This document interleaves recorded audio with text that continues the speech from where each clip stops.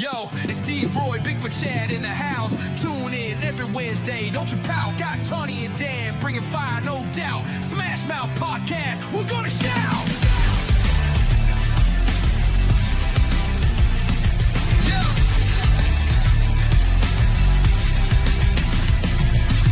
NFC North, we're repping the crew. Packers, Bears, Lions, and Vikes too. In the studio live, we're breaking it down. Smashing through the topics, taking over the town. D-Roy dropping knowledge, Chad bringing the heat.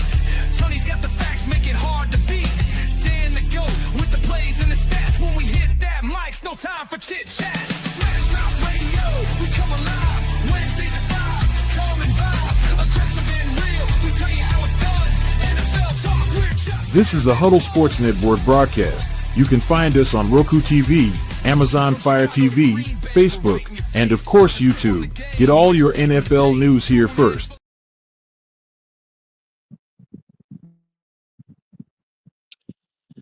Well, welcome to NFC North Smash Mouth, everybody. My name's Bigfoot Chad, and been busy working all week and just got out. Didn't really have time to put anything together today, but I guess we just talk about the NFC North. I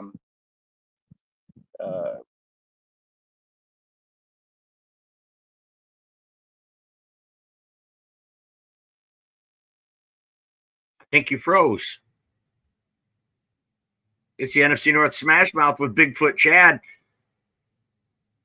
His banner here says he's a crotch expert. I'm not sure what that means, but looks like his video has froze. My name's Main Event Mike, so I'm going to pop in here and try to save him.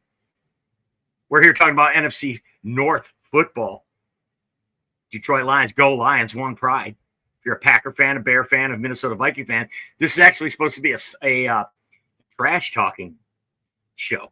So if you want to bring the smoke, bring it. I got you. If you think you can handle the smoke, bring it. This is a trash talking show. We like to trash talk. Only 46 days until the Detroit Lions open the 2025 season in Lambeau Field against the Evil Empire, the Cheese Lords. 46 days, folks. The schedule makers got it right this time. Open in Lambeau. We don't want to play in December there. But it is a little scary. Coming out of the gate, new offensive coordinator, new defensive coordinator for the Lions, new center, quarterback, and play caller. Those three need to be a lockstep. We've lost two of those three. It's really going to be on Jared Goff to command the offense, run the team, and get it right coming out of the gate in Lambeau. Now, let's take a look at that Packer team. They have a lot of continuity. This will be the second year in defensive coordinator Jeff Hafley's defense. They really did well. He really did a great job coaching that unit last year. And now these guys have another year in the system. And they drafted some more guys on defense as well. And the Packers draft and develop as good or better than any team in the league. So you have to be worried about that. The continuity, also the rotten taste in their mouth from losing to the Lions in the last meeting. In fact, Dan Campbell's owned this team since he took over. Losing twice. Once on Thanksgiving 2 years ago. And the Packer fans love to bring that up. But we swept them last year. Thanksgiving 2 years ago. The game was 18-15 was the final, if I'm not mistaken. It was close. I know it was close. But what's up, Darren? What's going on, man? We got a Viking fan in here. Skull. That stands for still keeps on losing. That's fine. Put it in the comments if you want some smoke. This is a trash talk show. But Darren, what I was talking about was for Lions fans. Coming week 1 against Green Bay. I think I like that, don't you? Wouldn't you like your team to have to go to Green Bay in September and December, right? I'd rather go there in the fall than in the winter. Absolutely. And you know Lions fans are going to travel so well. There's going to be a lot of blue in that stadium. We call it Ford Field West. Ford Field North, excuse me. And I think – but the Lions have a little trepidation. They need to be a little bit worried because They have new defensive coordinator, new offensive coordinator, new pieces on the offensive line, specifically at center, where we might even be starting a rookie at center. And this Green Bay Packer team is going to come into week 1 with continuity, same coaching staff, another year in Jeff Hafley's defensive system. And that could present some problems for two teams that are already evenly matched. You throw in the home field advantage, and then these troubles the Lions might be dealing with out of the gate. What do you think about that? Yeah, absolutely.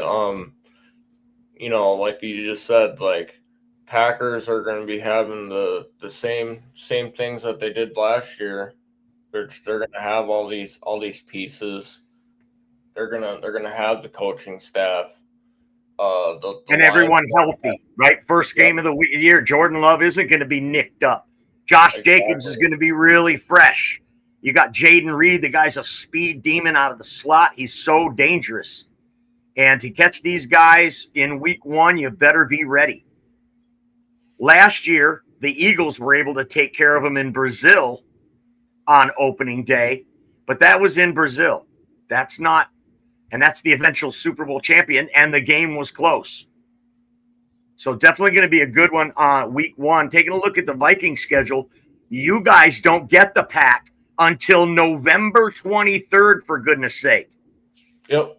And then you get them in week 18 as well. So get them at home last game. Yep. So you got to go into Lambeau in the cold. So I think the Lions actually caught a break here. Play, especially with a quarterback like Jared Goff, who's not known for playing well outdoors. Let's bring back the host of the show now. He just stole a car in Detroit. His name is Bigfoot Chad. What's up, Bigfoot Chad? I don't know. Something happened with StreamYard. It just locked up on me and kicked me out. Okay. Well, it might be the GPS in that Lexus you stole. Yeah. You're buying it still, though, right? That's the only reason. Why do they call you Bigfoot Chad? Chad, do you have big feet? No, I am a Bigfoot researcher and a film documentarian, and have been doing it. You have got a size 15. That might have been a better answer. No, I do have a size 15. I do know firsthand. I met Chad in person. Chad is 6'8", every inch of it too, buddy. 6'8", 135. I might be down to about 190 now. I sweat so much today. We got Brent DeWitt in the comments. He says he's more worried about the Vikings than the Cheeseheads. Ooh. KOC is a certified QB whisperer, and with that roster, going to be dangerous. I agree. And you can tell by his picture there that he's a Lions fan, and I agree with that. Yep. I don't know if I agree with worried about them more than the Packers, but I'm certainly worried about these Vikings. If it wasn't for a rookie quarterback, I'd definitely be sweating more because we know that rookie quarterback's going to take his. You also have to throw in the Brian Flores effect. At 100%. But then there is the thing that Brian Flores, now teams are starting to figure it out. He's going to need to throw some new wrinkles in this year, or I think it's going to be tough for him. However, the upgrades they made on the defensive line, Javon Hargrave, Jonathan Allen, these are Pro Bowl frontline starters that they brought in. They've already got Greenard. Let's face it, Ivan Pace Jr. is a monster. You did lose Cam Bynum, though. What kind of loss is it to lose Cam Bynum on the back end? I think that's a tremendous loss. It was either sign him or Byron Murphy. Byron Murphy also, he had a Pro Bowl year. Mm-hmm. You need more help on that back end. That's the only thing that concerns me about that Vikings defense is they do have some holes in they just keep getting bum luck. Are we going to get the Blackman kid back from 2 drafts ago who got hurt and missed all of last year? So there's something. We'll get to see him. And then, of course, they lose Kyrie Jackson, passes away. Just some tough losses. Lewis Seen is a bust. So a missed draft pick there. So that back end, while they've tried to build it, it just never works out. They continue to be thin there. And then guess what? Harrison Smith is another year older. So definitely some questions there. But, Chad, the question is for you. I'm not going to say, though, let me answer the question first. I don't think I'm more worried about the Vikings. I think I'm more worried about the Cheeseheads because it all comes down to quarterback play in the NFL. And right now, they've got a better quarterback than the Vikings do. So, Chad, who are you more worried about as a Lions fan, the Vikings or the Packers? The Packers. It's the Packers as of now. The whole thing with JJ is we've yet to see. That's the only thing. The only reason I don't have the Vikings winning 10 games is because this guy's taking his first snaps. You know, when the bullets are flying, he hasn't seen the pressure or none of that yet. Not NFL pressure, and so that's my only question mark for the Vikings, really. And like you say, their secondary is a little suspect.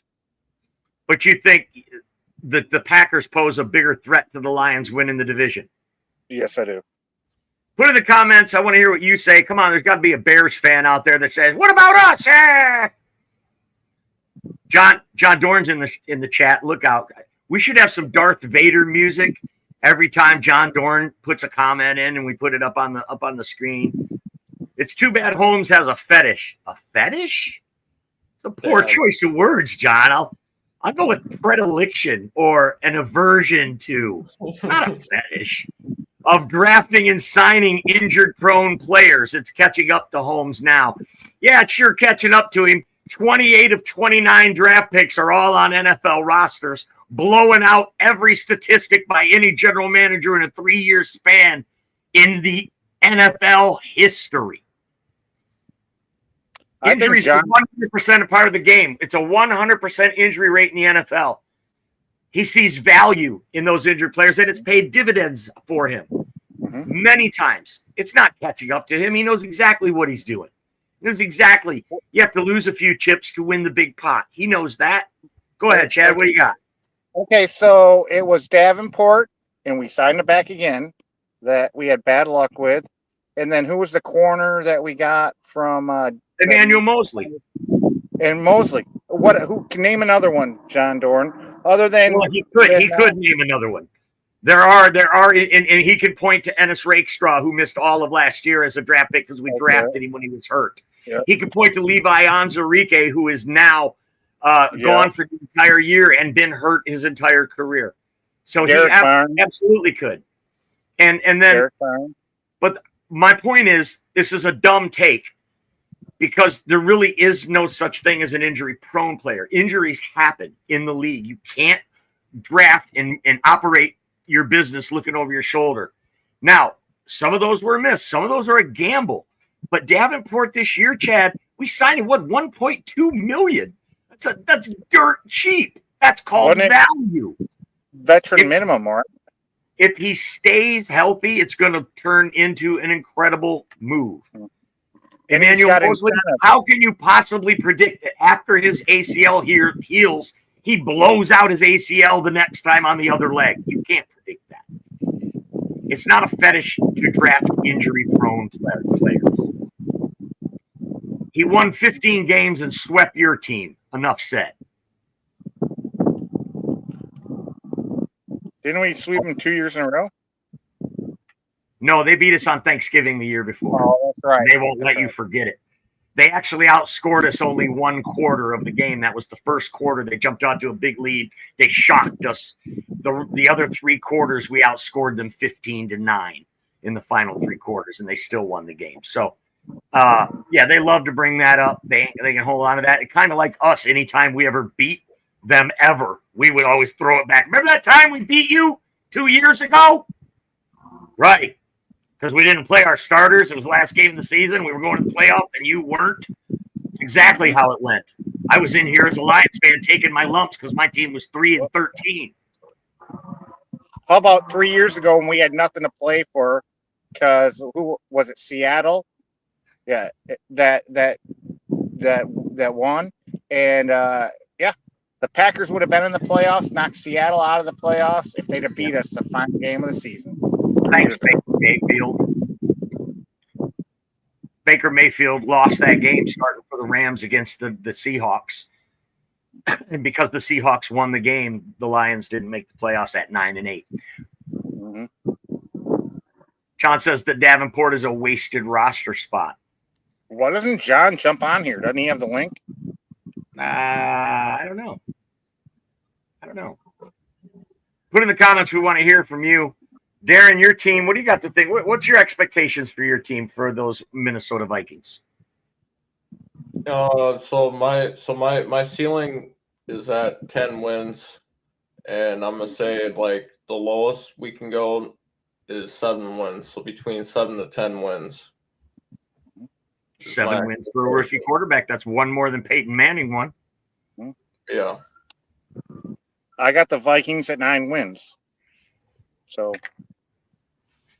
well, if this were the Price is Right, I'd say $1. I think the Vikings will finish last in this division with the best defense in the league.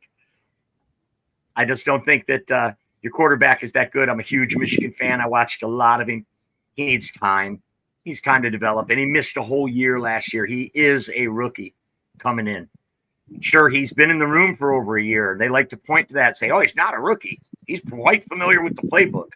Great, but the speed of the game, NFL, regular season game he's never played in, and he's going to find out real quick how hard it is. He may lead the league in interceptions.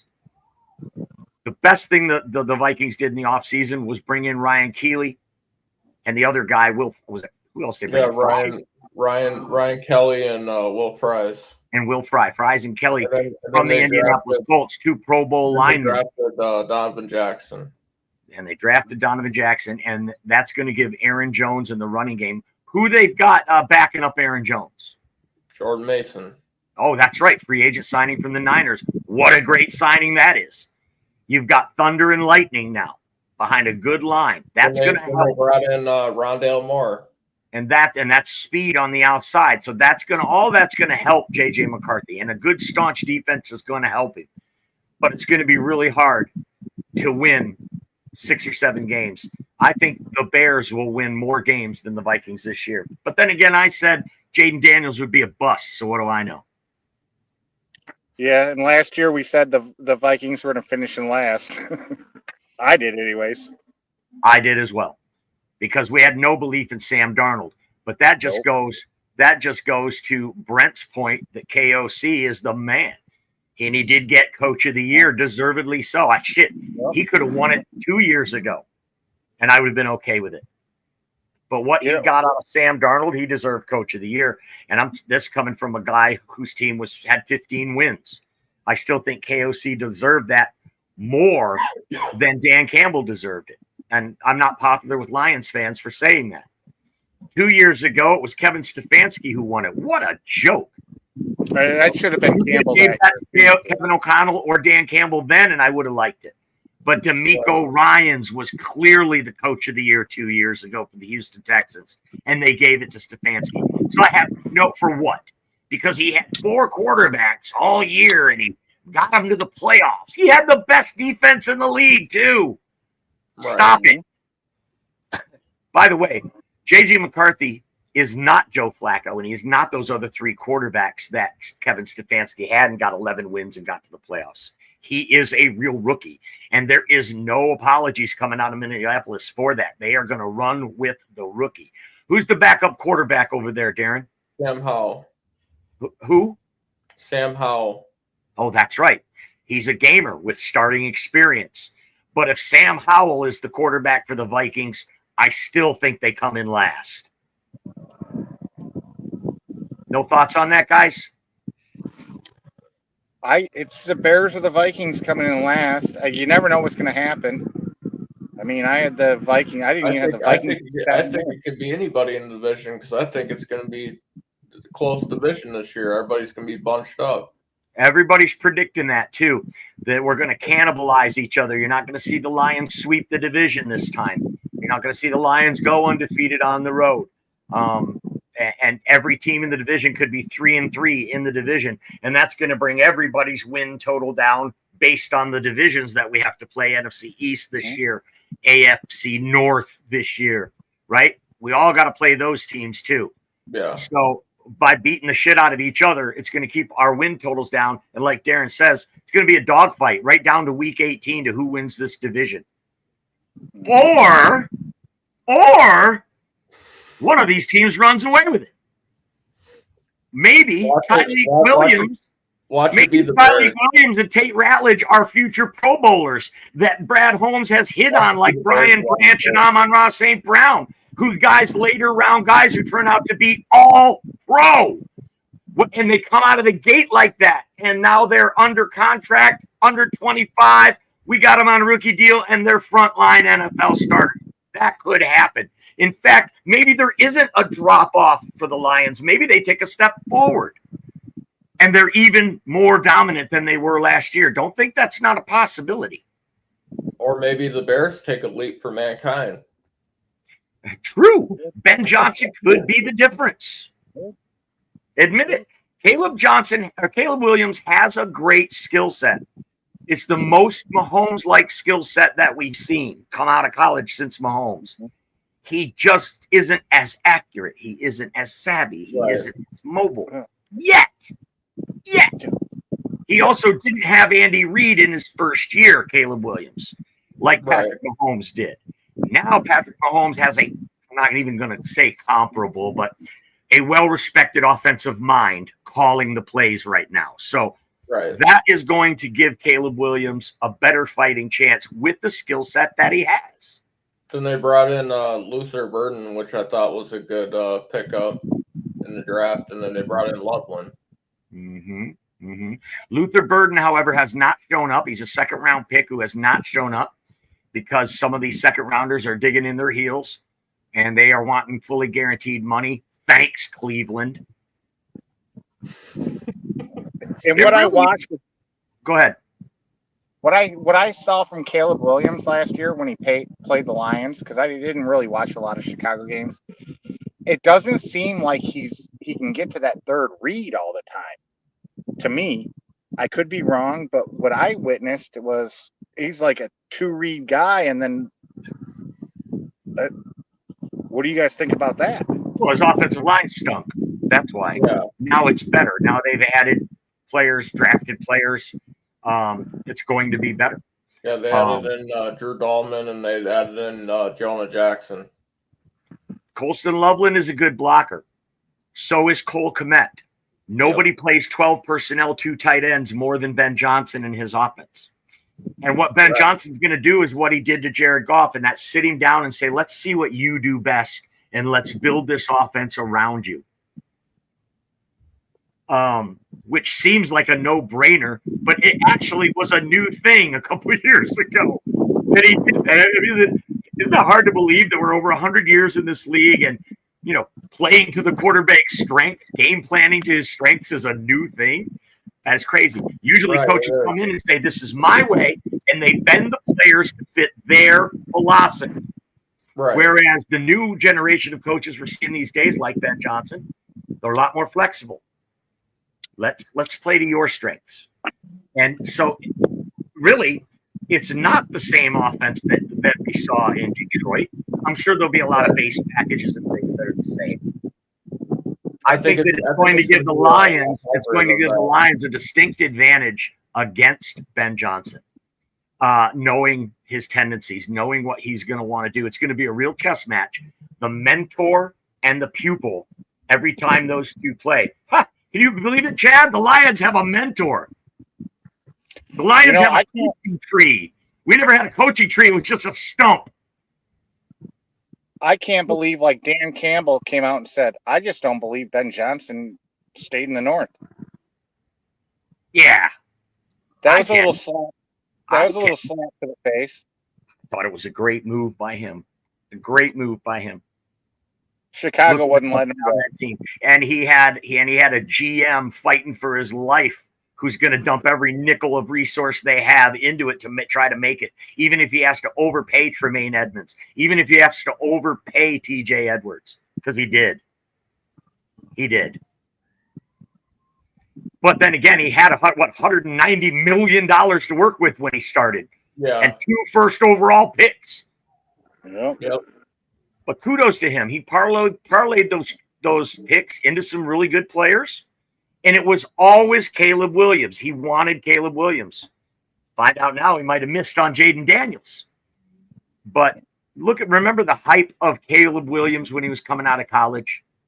Yeah. And when you watch his highlight reel, and the Trojans lost, but he looked amazing in some of those highlights. So I think that he was laser focused on Caleb Williams. He knew Bryce Young wasn't going to be it. Let's trade that pick. And that, but I'm not sure I liked the Darnell Wright pick with it, but hey, he's put together a contender. I think, they were on pace. They were 4-2 when that Hail Mary happened. Okay. And then the coaches lost the team. This is another thing that happens when you put together all these free agents and you bring in all these pros and these cast-offs. It's a job, man. It's a freaking job. And you're not gung-ho coming out of college for real long. By the time you get to that second contract, that's worn off. And we saw it with DJ Moore walking off the field in the middle of a play. Right? Well, there's no other excuse for that. You can say whatever they want. We all seen what happened. Well, he's just going to run out of bounds here. I've seen this a million times. Not cool. Not cool at all. John says coaches gave up on Caleb Williams is what happened last year. I don't think so. All the reports. I think DJ Moore gave up on the team. I think that's what happened. Yeah. Lions lose on Thanksgiving if it isn't for polls screwing the not doing good clock management. Eberflus. You mean Eberflus? Yeah, Eberflus. John says the Bears trying to be the true value Lions team. They're trying to be the Temu Fool's Gold, John. I mean, the only thing separating them is they don't have a run game like the Lions. And John Brent thinks that he heard your brain fart, thinking that the Lions are going to win 9 games. Ridiculous. It's a capital LOL. It's not capital L, little o, little l. That's all 3 capital LOL, bro. That means he's laughing hard at you saying the Lions are going to win 9 games. He says Lions win at least 10 games. And that's even with all the cannibalizing going on, because we know these NFL North teams are going to be more competitive against the Lions. I'm sure of it. I didn't say the Lions win 9. You didn't. John Dorn did. John Dorn in the comments did. I got them going 10-7. Right. And do we still win the division at 10-7? I don't think so. We got to play. That's right. You picked the Packers to win the division. We got to play the Chiefs. Nobody else in our division has to play the Rams. Well, I mean that's a first place schedule, so get what you get. But you believe in Bigfoot. So I don't believe. How I had coffee with Bigfoot. You think the Packers are going to win? This is Bigfoot Chad Benedict Arnold on the show today. I hate saying it. I don't like the Packers, but yeah, I think they got the division this year. I respect I don't know, man. Kind of sounds like you like the Packers. Sounds like it. With people like John Dorn, how can you like anything Packers? I don't know, man. You're kind of getting the gold going on in your hair too. Saw a little gold. You probably just got done eating a bunch of cheese. Brent says he's got 10-7 also for the Lions. But Brent, do you have the Lions winning the division at 10-7? Bigfoot Chad says we win 10 games but don't win the division. So what? The Packers get 11 or they win a tiebreaker? He said it's tiebreaker or what? The Packers, I could see a possibility of 12 wins for the Packers, but interesting. Let's take a look at their schedule. Yeah. 12 wins. Let's take a quick peruse. Let's say they split with the Lions and split with the Vikings and sweep the Bears. Right? So there's 4-2 in division. And let's see the losses here. They could lose one of these games, Washington or Dallas. So let's give them a loss for one of those. That's 3 losses there. I think they lose this one. That's 4. They lose this one. That's 5. Denver, they lose 6 to Baltimore. Yeah. Yeah, they could lose. They could definitely go 11-6. They're lucky. They get Carolina. Right? Yep. And they get Arizona. Watch out for Arizona. They're my sleeper team this year. I'm taking Marvin Harrison Jr. in all fantasy leagues. I saw there, Darren, that you're running a fantasy league. Yep. It's 12 team. Yep. Is it PPR? Last year I couldn't get enough people, so I just ran with 6. Shoot for 10. If you can get it down to 10, I'm in. I don't want to be in a 12 team. Okay. You get it down to 10, you can count me in for 1. Okay. So you need what? Well, how many you got? 6. 6 plus me would make 7. Yep. So we need 3 more. Where can people join your? Why don't you put the link in the comment? We need 3 more. Think you can beat me and Darren in fantasy football? See that big trophy there over my shoulder, buddy? That's a fantasy football league trophy right there. Our 20th anniversary trophy. I got to give it back at the first week of September, though, because I didn't win again. Bigfoot Chad back in the chat. StreamYard's being a pain in the ass. So what'd you come up with? Can you see 11, 12 wins for the Packers or not? Yeah, I could see 11 wins. 11, not 12. I could see 11 wins.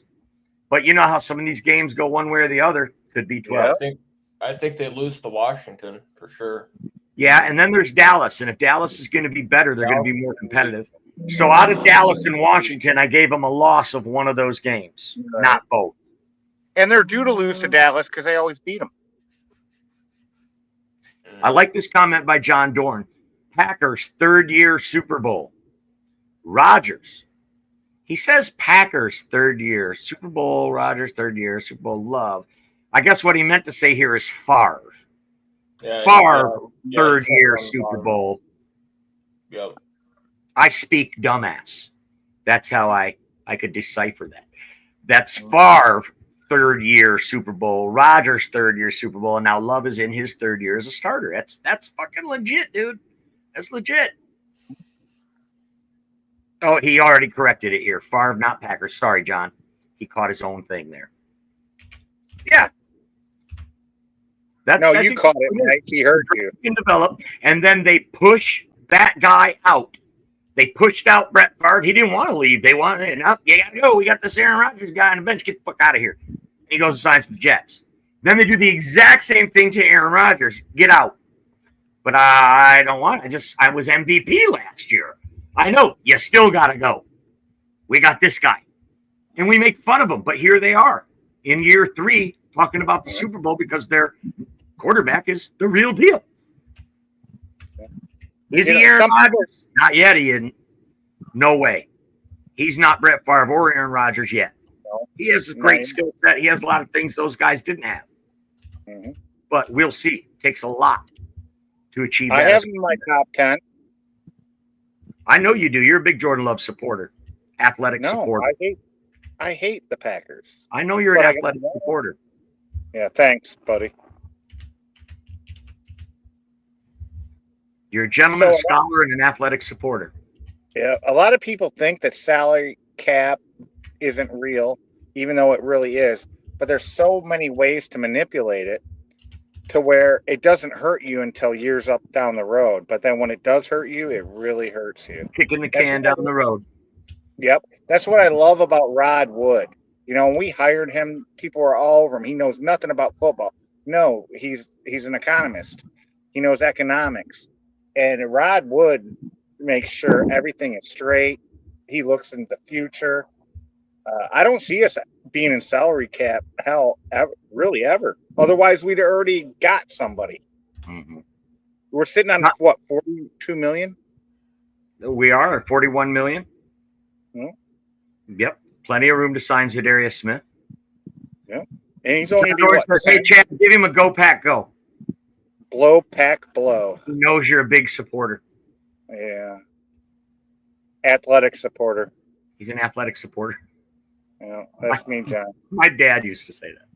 You're a gentleman, a scholar, and an athletic supporter. And I didn't get it until I started playing sports in high school. And I got a new jock, and it said athletic supporter. Well, that's the thing. I didn't realize he was calling me a jock strap. When we were in like middle school and had to first start wearing them, they were called jock straps. But when our parents wore them, they were called athletic supporters.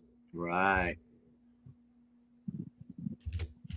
But we all know John doesn't have nothing to support, so the kids don't have to climb the rope anymore. Remember climbing the rope?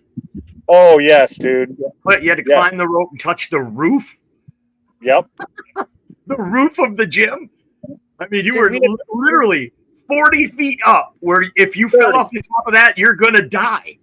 Mm-hmm. Yep, it's 30 feet. Did you ever have to climb the rope to the top of the gym?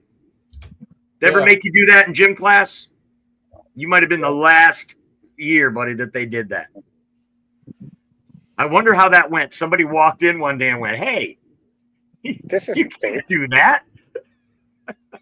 We've been doing all you have is 40 years. A 2-inch mat at the bottom of the floor, so if you fall." Yeah. Yeah, and I don't recall anyone ever falling. I mean, there were people that couldn't make it. I remember that. Yeah, I made it. Well, you're 6'8". You probably just stood on your tippy toes. There it was.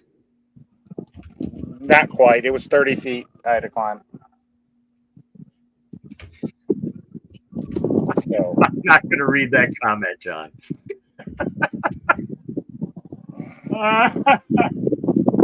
Well, at least it was funny. It is a trash talk. Sorry. Is that the registration right there, buddy? That's in the comment for the fantasy football. Yep. Matt Yinzer's back in. Yinzer, let me know what team do you root for, Yinzer? Because it says the 412. He's a Steeler fan. He's a Steeler fan in the 412. Yep. Okay. Your defense out there, Steelers, brought to you by Geritol. They're getting old over there. They bring in Darius Slay, right? They bring in Jalen Ramsey. What kind of message is that sending Joey Porter Jr.? Is it saying we don't believe in you? You did not develop enough last year, what we thought you would? I mean, didn't they get those guys at pretty good discounts though too? Didn't they? With T.J. Watt and what do they got? Hayward over there, Cameron Hayward. Those guys are older. They're a little old on defense. At quarterback, you're ancient. Your quarterback is like the dishes wash. So I love DK Metcalf. He's the closest thing you'll get to a Megatron. He just never lived up to it, but he's got the frame and the speed. He don't run downfield without two people on him. True. A safety corner on him and a safety spying. But what do they have really outside of that? I mean, you got Pat Freiermuth. They just brought in another tight end as well. Yinzer says Joey Porter Jr. is too grabby. So that's what I'm getting at. They bring in Ramsey. They bring in Slay. He went from the CB1 to now the CB3. Somebody's bound to get hurt. They are making a push this year. You got to admit, they are making a push. They drafted Caleb. I like the running back they drafted from Iowa, Caleb Johnson. Yeah, and I like he's a one-cut guy, which is exactly what Arthur Smith likes. Jonnu Smith. That's the other tight end the Steelers brought. That's going to be a sneaky good one. If you're in a 12-team or a 16-team league, a sneaky backup tight end could be Jonnu Smith, and I'll tell you why. Jonnu Smith, where did he start? Tennessee. Who was the coach? Arthur Smith. Then he goes to Atlanta, has a good year when Kyle Pitts fizzled out. Who was the coach? Arthur Smith.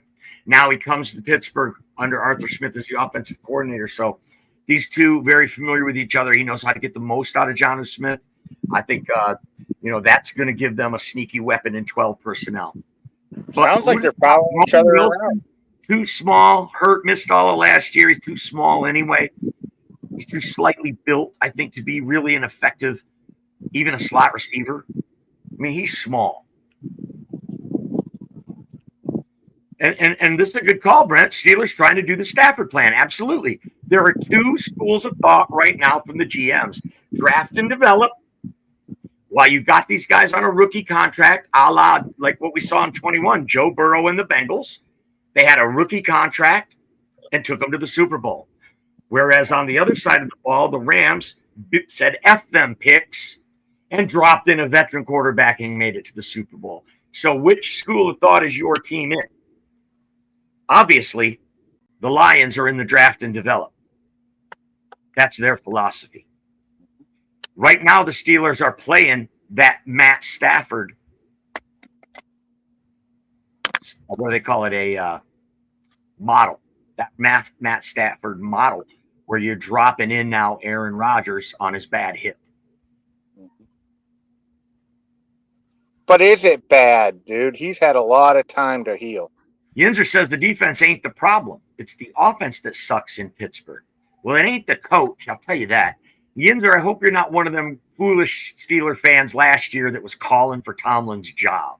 Ridiculous. If Mike Tomlin coached the Lions, there would be a statue of him outside of Ford Field. Never had a losing season. Guy's awesome. Players love him. He's a super motivator. He's a Hall of Fame coach. And he continues to get his team to the playoffs, even with crappy quarterback play. Defense ain't the problem. It's the offense. Right. Russ can't cook no more. And now what makes you think Aaron Rodgers can? Look, I think Kenny Pickett also got you to the playoffs, got you to 9-8. It had to be a personality thing with him and Tomlin, which is crazy because when they drafted him as the first quarterback taken in the draft, in probably the weakest quarterback draft in NFL history, it was so intriguing because they practiced at the same facility. We heard all of that stuff during the pre-draft process. Oh, the Steelers, they know Kenny Pickett real well. He's done had lunch with him and watched him practice 1,000 times. And then sure enough, they draft him. Oh, ye of the tiny hands. Yins are good. I'm glad to hear you're sensible. You're never against a Hall of Fame coach who's one of the best in the league. Absolutely. And it should be mentioned, the Steelers last year, their schedule, brutal down the second half. They needed to jump out to a good start to stay relative, and they did. And then when the second half of that schedule was absolutely brutal, they played them all. Cincinnati, Buffalo, Kansas City. Every good team in the AFC was on the Pittsburgh schedule at the end of the season last year. And they limped it to a winning record. It actually played out just like when the schedule was released, we called it out on our show. Wow, look at the Steelers' schedule. And it played out exactly as almost every analyst called it. And every knucklehead podcaster. Didn't they win their first round playoff game too? No. Oh, okay. They lost it. They're tired of one and done. Wait, did they beat Houston? I thought they won the first round. Yinzer, let us know. We don't pay enough close attention to the Steelers. Did they win their first playoff game last year? Could that you might be onto something there, Bigfoot. I don't know. I'm trying to read whatever's under my name there. I'm sure Darren put it there. It says crotch expert. We can't have that here, Darren. It was supposed to say squatch, and voice to text said crotch, so we decided to just leave it. All right. So, in Darren's defense, it was a total accident. He misspelled, or AI messed it up. I gotcha. Man, I remember when AI was just Allen Iverson. Yeah. The Yinzer says the last time Steelers won a playoff game was 2016. So there you go. Yeah. And they are tired of that. They are tired of being 9-8, tired of just making it. to the playoffs, and their fans bark about it a lot, and they're a very proud franchise. They're a franchise I've always admired. Back in the 70s, I would root for them because they always beat the Cowboys. So I'm when you're a Lions fan, you always had to have other teams to root for because, it would be over by week 8 or 9. So you had the rest of the season to try to root for someone else. That's how I became a number 2 Raider fan. And I always liked the Steelers too. Chad, what other teams did you like besides the Lions?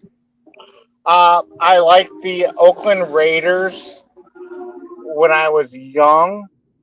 And I rooted for the Carolina Panthers the year they won the Super Bowl. They went to the Super Bowl. They didn't win it. They went to it. Yeah, I rooted for them that year. I happened to be working in North Carolina that summer. So, yeah, that's it, man. Nobody else. Now I'll root for a team to beat another team, but so, Darren, I'll ask you, what's your favorite team in the AFC? I don't know. That's a tough one. Darren, I'm asking you, what's your favorite team in the AFC? Denver. I don't have a favorite team. I only follow the Vikings. Well, yeah, I get it. But in the AFC, it's not even in your conference. Who would you like to see win it? Denver. You like Denver Broncos? Did you like when they had Peyton Manning? No. I liked Elway, but I like what they're doing now with Bo Nix and that defense. All right. I dig that. I hate Sean Payton, but he's fucking building up a group over there. He is. He's good. Who's yours, Mike? For me, it was always the Raiders, if not the Lions, right? And also, I was raised 10 years of my life in Tampa, Florida. I've been to more Buccaneer games than I have Lions games, but I always rooted for the Lions in Tampa Stadium because nobody but the Lions for me. But on those years when the Lions were out of it, and there was a lot of them, I would root for the Raiders. But what it comes down to is if your team plays that team, are you going to root against your team? No way. No. So here at Lions fans, there's a lot of them that are Patriot fans because Tom Brady went to Michigan. So, and they're all bandwagon jumpers that want to root for a winner. Wait till they jump on Minnesota. I know a couple Lion fans are like that, Patriots, Lions. Yeah. Brent here is the Steelers.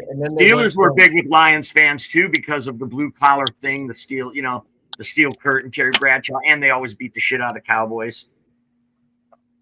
And then I know a lot of Lion fans that went from the Patriots to the Bucks. And I'm like, how the fuck does that make sense? Tom Brady, yeah.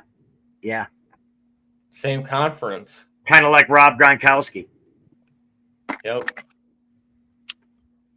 I hate Gronk. He's one of my most hated professional athletes.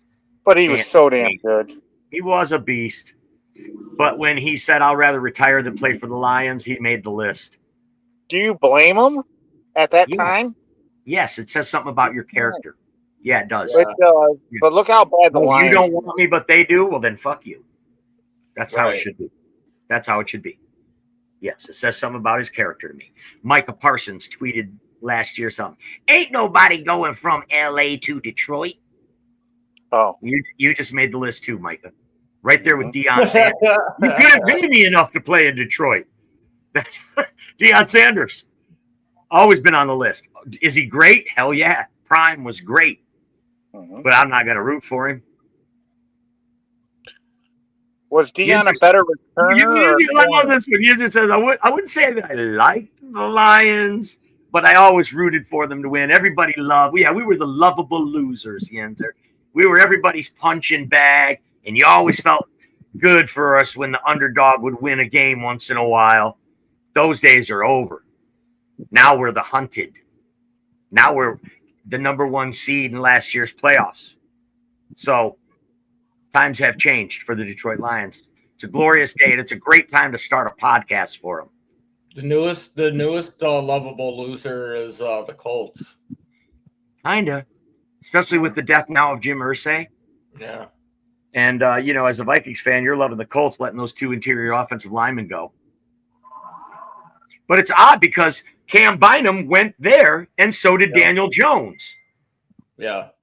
So I think that's a pretty good trade, Bynum and Jones for those two. I'll take it. Do you Parsons think Danny is here now? Yeah, doggone right. you think Danny Dimes going to do anything in Indianapolis? I do 100% do. You know why? Because he's been going to beat out Anthony Richardson for sure. Right. For sure.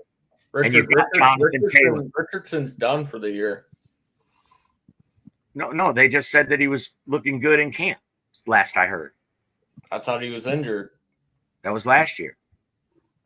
He got his shoulder all cleaned up, and he was, last I heard, which was last week, he was looking good in camp. AR-15 wide receiver, Danny Dimes. Because AR can run. Well, Jonathan Taylor's one of the best. So that's Anthony Richardson's problem. When he runs, he doesn't fucking slide. He takes the contact. Mm-hmm. They are going to run the ball in Indy a lot. Daniel Jones, I believe, will run a lot for his life, but also to generate offense. I still remember the last time he ran open field and tripped himself up. Yeah, but he's got wheels, though, dude. Daniel Jones got wheels. He beat your team in a playoff a couple years ago, so he can definitely be better than Anthony Richardson. Last year they didn't have good quarterback play at all, and they still almost made the playoffs. Zaire Franklin's a total beast on that defense. They've got a good defense. Now they got a top 10 secondary. Yeah. So I absolutely think, and they play in a weak division. Yeah. The Colts, go Colts! I think they can get that. I think they can get that done. Will they? Probably not. Interesting team in that division is the Jaguars. Like, what the fuck are they doing? Like, what's their mindset? Like, you got Trevor Lawrence, and he's supposed to be this next fucking quarterback of the future, but I haven't seen it. Nope. Yeah. He's got all the pieces there. He's got a good coach. He's got a good defense. He's got a good contract, $55 million a year. Right. He's right up there. He just hasn't lived up to the contract. Yeah, man, Justin Herbert. How in the hell do you pay these guys $55 million when they're winning 50% of their games? I don't get it. Right. Yeah, they look great. Yeah, they were highly recruited. Yeah, they're your guy. They're your franchise guy. But how do you allow them to, and their agent, to win that negotiation when you haven't produced it on the field? I would be like, yeah, he's great. We love him, but he's won 50%. I think they're taking the Kirk Cousins route. Yeah. Yeah. And, Kirk Cousins, he wasn't that guy. He wasn't that number 1 overall pick. Right. Like Trevor Lawrence. I mean, he wasn't even the first quarterback taken by his own team that year. But I mean, from the contract sense, right? He earned it on the field. Kirk Cousins did, whereas Trevor Lawrence and Justin Herbert have not. You can watch him on film, and you watch the mechanics, and you just see, God, this guy is so good. He earned the money he got from Washington. He didn't earn the money that he got from Minnesota. That was highway robbery. He got you guys 13-4 that one year. Or was it 14? Yeah, 13-4. Dude, and they lost to Daniel Jones in the playoffs. He only produced one playoff win the 7 years that he was here. Fuck that, dude. Mm-hmm. Kirko chains. How fast they turn. Darren, did you watch the did you watch the Netflix receiver series? Not yet, no. Oh, you should. You could see Kirk Cousins and his wife. They did not want to leave Minnesota. They felt shafted. Like Minnesota said, nah, we're good. Yeah, well, I felt shafted with $84 fucking million contract.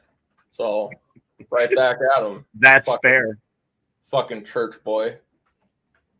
That is fair. Fucking stealing from the pot at church. That's what I'd take out of that. Same here, Yinzer. Can't stand the Eagles or Cowgirls. Never liked them. But it is not odd for Steeler fans to not like Eagle fans. I mean, you basically are in the same area, right? I mean, there's a lot of Steeler fans in Philly country, and there's a lot of Eagle fans in Steeler country.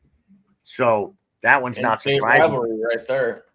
But the Cowboys also are one of them teams, you either love them or you hate them. Hate them. And I always hated them.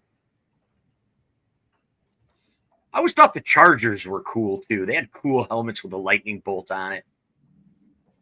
I like that they're going back to the their Navy jerseys. Oh, are they? Getting rid of that powder blue? Good, because those are the ones I like. The dark blue. They're still going to wear the powder. Oh. But they've added in additional jerseys. The one that I hate the most is just like all fucking yellow and looks like piss. Okay. Yeah, those blue ones they had with the little lightning bolts on the shoulders, though, those were pretty sweet. I remember Antonio Gates being a beast in them. And they let Damian Tomlinson. They let Drew Brees go. They did not believe in Drew Brees, and he brought a Super Bowl home to New Orleans for the first time. Maybe we're looking at that same situation with Jared Goff. Rams didn't want him, and maybe he can bring a Lombardi home to Detroit. Well, this has been Bigfoot Chad's show. Oh, there he's back now. I'm Main Event Mike. You can check me out on Facebook. In and out. You can follow me at all social media at Main Event Mike, or check out my show, The Main Event, on Mondays at 7 p.m. on Roku TV on the Huddle Sports Network, or at The Main Event on Facebook. Chad, thanks for having me on your show. Darren, I'll see you later. I got a jet. Let's let Darren do a drop on his show. Darren's got a Vikings show. You can catch me Saturday nights, 8 p.m. Central Standard Time, Skull Gang 365, for all your Vikings topics. I appreciate everything you do, Darren. You're a great guy. Thank you too, Packers expert. Whatever. Are you going to run the outro? Yep.